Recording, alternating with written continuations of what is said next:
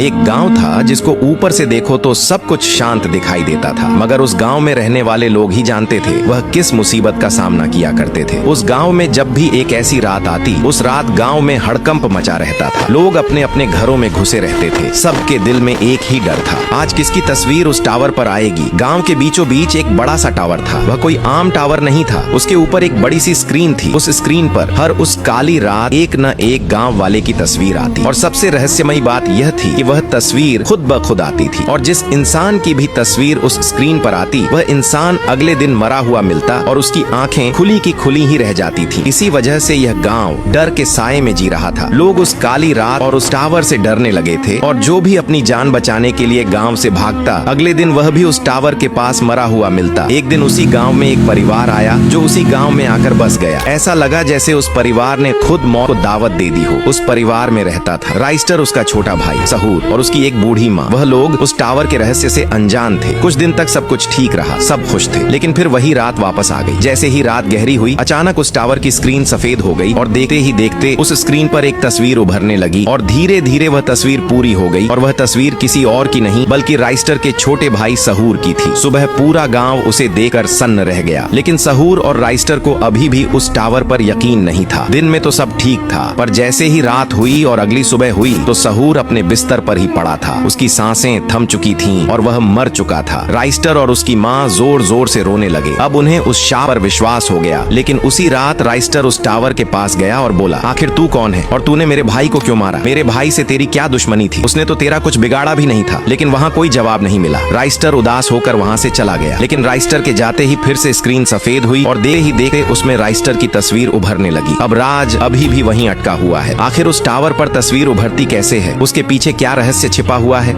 आप जानना चाहते हैं आगे क्या हुआ? तो चैनल को सब्सक्राइब जरूर करें।